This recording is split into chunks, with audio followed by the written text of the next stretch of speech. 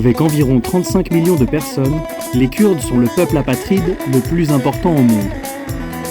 Ils se répartissent entre la Turquie, l'Iran, la Syrie et l'Irak, sur un territoire que l'on appelle le Kurdistan.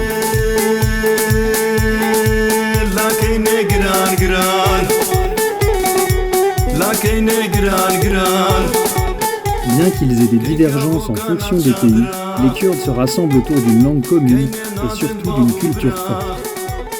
Nous sommes partis à leur rencontre dans 3 pays, la Turquie, l'Irak et l'Iran.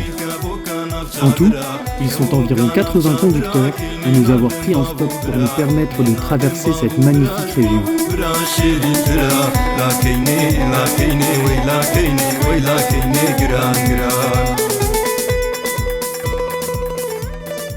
À commencer par Ufuk, qui nous a ramassés sur une aire d'autoroute pour un trajet de 630 km qui lui auront laissé le temps de nous inviter chez son adorable petite famille, dans la ville de Diyarbakir.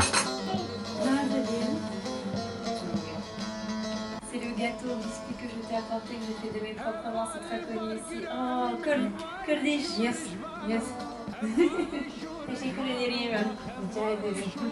Une première expérience de l'hospitalité légendaire du peuple kurde.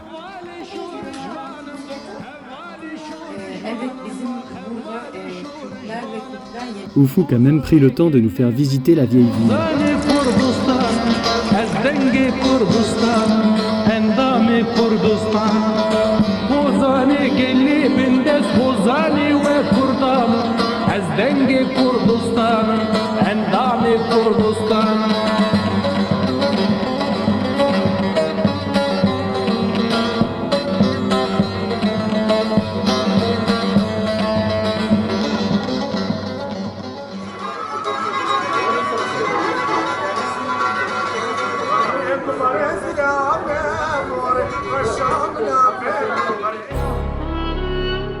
Après un court passage dans les villes de Mardin et de Midyat, nous traversons la frontière pour rejoindre Erbil, la capitale du Kurdistan irakien.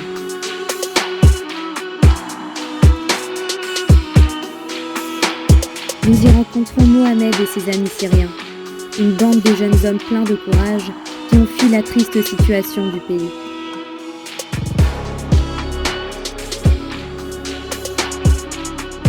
Ils nous font visiter cette ville fougueuse, jonglant entre modernité futuriste et tradition centenaire.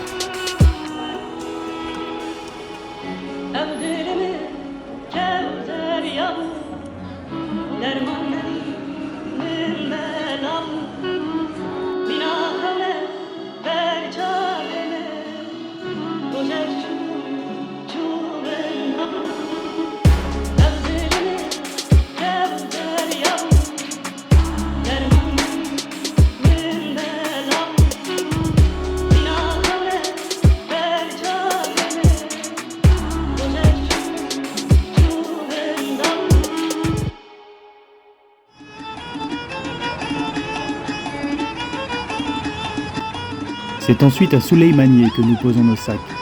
La culture kurde y est encore plus palpable.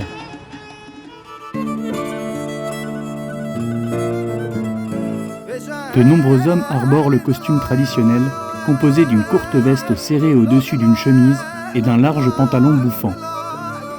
Les 2 éléments sont joliment liés par une écharpe à motif nouée autour de la taille.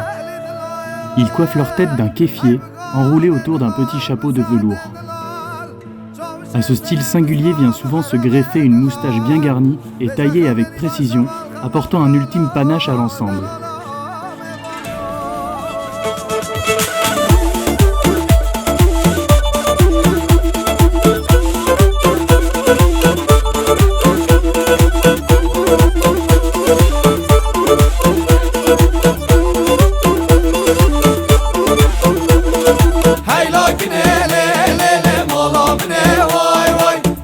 L'activité dans les rues du centre-ville est incessante. Le commerce bat son plein dans le bazar et les marchés de légumes et de produits frais. La nuit, les rues se transforment en un tentaculaire food court composé de dizaines de stands à roulettes débordant de spécialités toutes plus appétissantes les unes que les autres.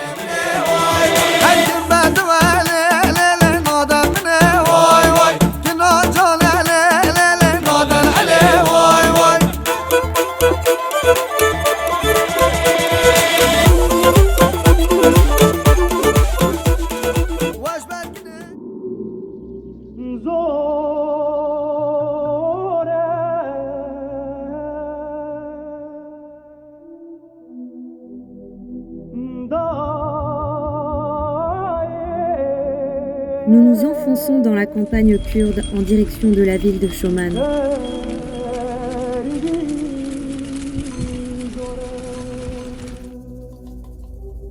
De nombreuses fois, nous sommes pris en stop par des peshmerga, les combattants kurdes d'Irak.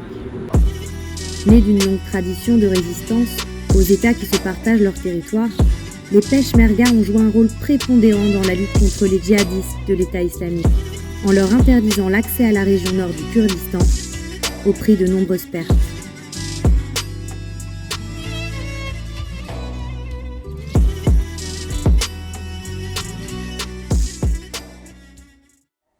Le chaleureux accueil des Kurdes nous permet d'entrer au plus près de leur intimité. L'intérieur des maisons est très minimaliste. De grands tapis, quelques banquettes et coussins, et souvent une télé compose l'ensemble du mobilier. À l'heure de dormir, des futons sont installés dans la pièce à vivre et au moment de manger, une nappe est dressée à même le sol.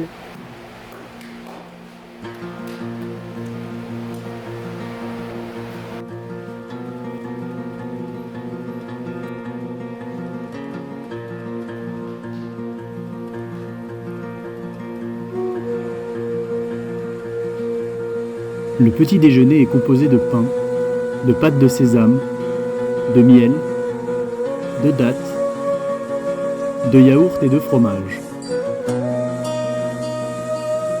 Les autres repas sont quasiment systématiquement accompagnés de riz. La brochette de kebab est un des plats préférés. Quant au thé, il est bu du matin jusqu'au soir.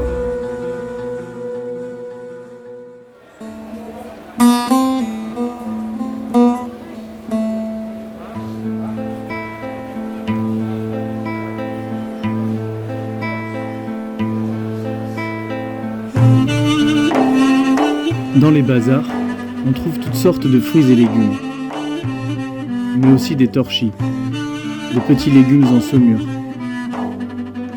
une multitude d'épices, de fruits secs et de friandises, et aussi du tabac, tubé à la main.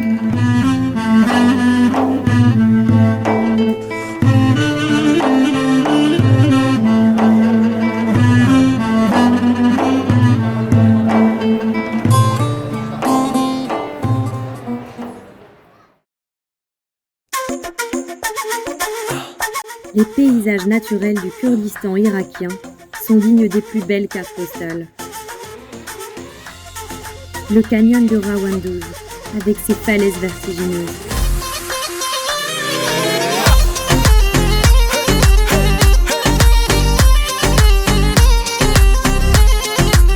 Ou encore la calme vallée de Gali Shirana, avec sa rivière cristalline et ses coteaux plantés d'arbres fruitiers.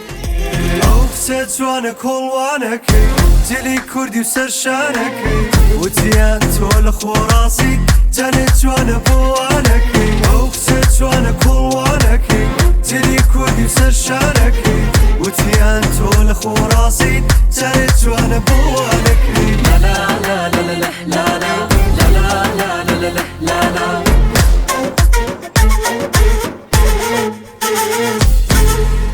Dans le vieux village d'Akrou, nous rencontrons le musicien Baravan, qui nous invite dans son studio pour nous jouer quelques notes de musique kurde.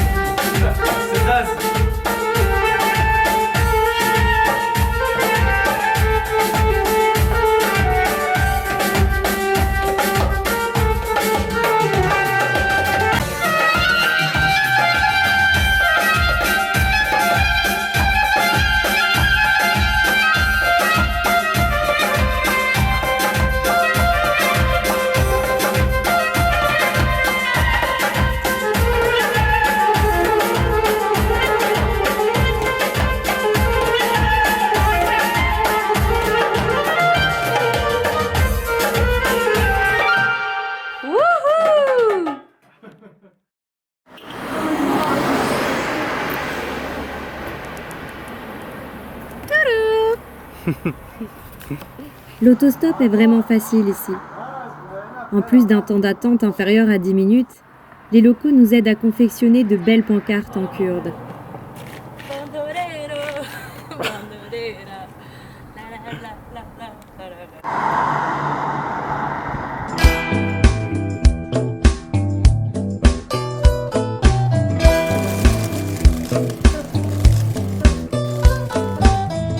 Nous posons nos sacs dans la ville de Duhok, avec son grand bazar aux dédales de ruelles labyrinthiques où la vie bat son plein.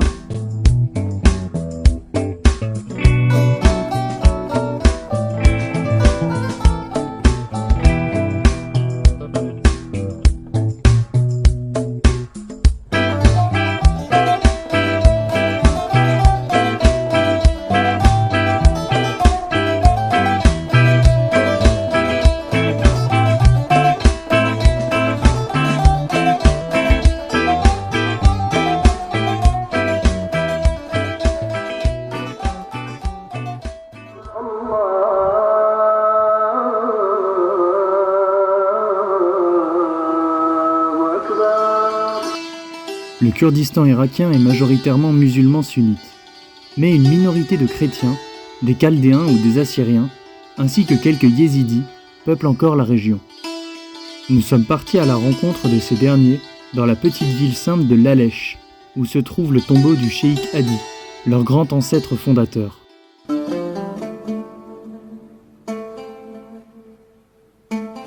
Le génocide de leur communauté par les soldats de l'État islamique a poussé de nombreux yézidis à l'exil.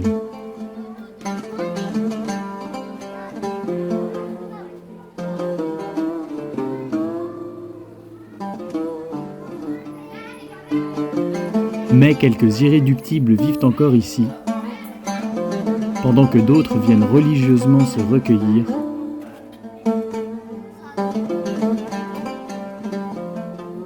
baptiser leur nouveau-né dans une source sacrée, ou nouer un foulard de soie pour confier leurs vœux dans ce temple mystique.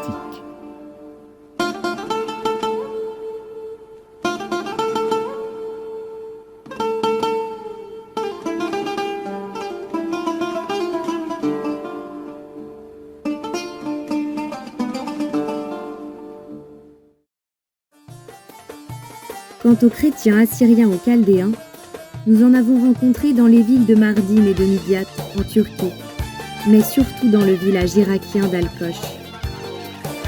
Ils parlent encore entre eux un dialecte de l'araméen, la langue de Jésus. La famille Assir nous invite à déjeuner et nous en apprend plus sur leur communauté. Elle nous explique que la menace de Daesh a fait fuir de nombreuses familles, mais que les soldats de l'État islamique n'ont jamais atteint Al-Kosh et ont été repoussés à plusieurs reprises par les Peshmerga, à quelques kilomètres de la ville.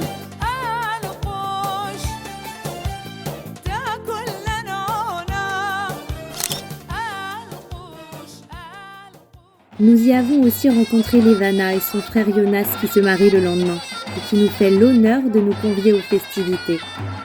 Une invitation qui ne se refuse pas. Les festivités démarrent en fin d'après-midi avec l'arrivée du marié. Acclamé par ses proches dansant en cercle sur une musique traditionnelle jouée par un duo de musiciens au taboul et à la zourna.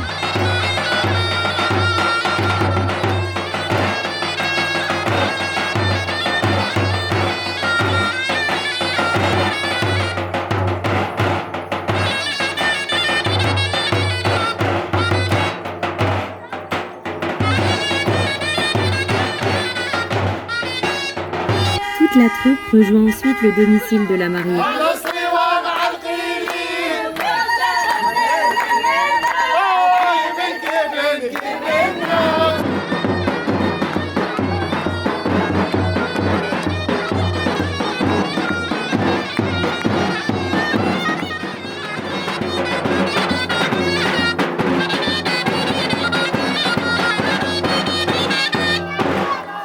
Toujours dans l'euphorie, la musique et la danse, le couple se livre au rituel du vase et du pain avant de découvrir leur chambre nuptiale.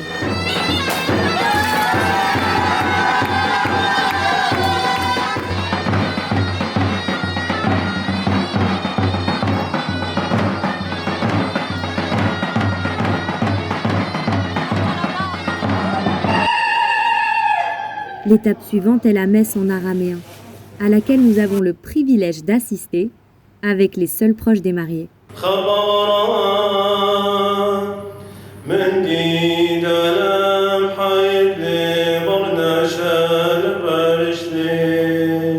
Après la messe, les nouveaux époux et la famille rejoignent une élégante salle des fêtes pour célébrer leur union autour d'un grand banquet avec leurs quelques mille convives.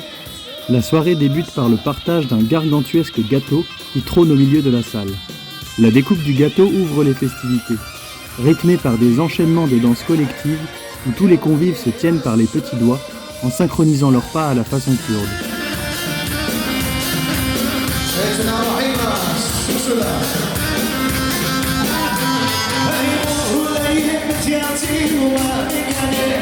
En fin de soirée, chaque marié reçoit des bijoux de la part de sa belle famille.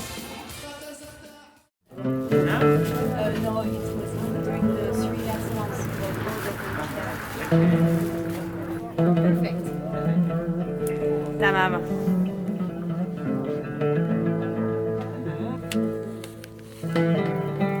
C'est l'heure d'acheter un voile pour Margot.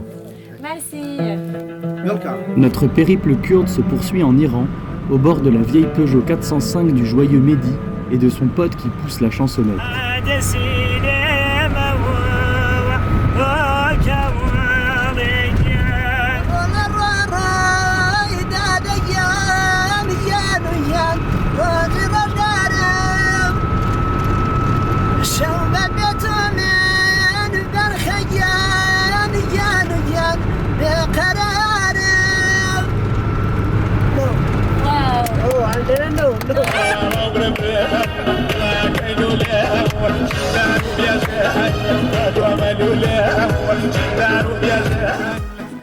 Le courant passe si bien qu'il nous invite à rencontrer sa famille.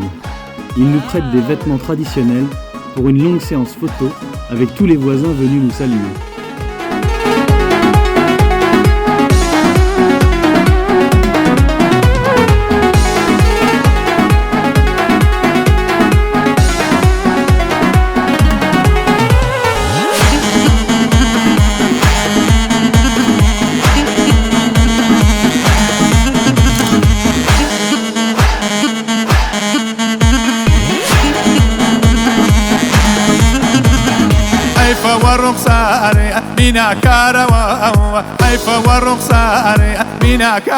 La nuit tombe et nous comprenons que Mehdi a prévu que nous dormions chez lui. Nous partageons un bon petit déjeuner le lendemain avant de repartir.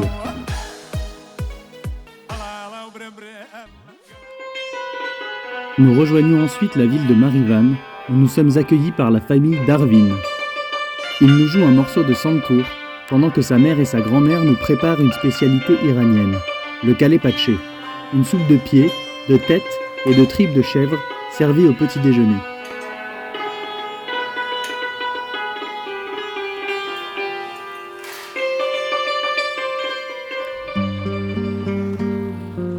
Nous nous enfonçons ensuite dans les monts de Zagros, en direction du Lorestan, une autre province d'Iran. Les villages reculés semblent être figés dans le temps. Ici, même les plus jeunes portent l'habit kurde. Pour clôturer ce beau périple au Kurdistan, nous croisons le chemin de Nariman, un joueur de Shimshal qui nous joue un air joyeux devant un paysage magnifique de montagnes gigantesques.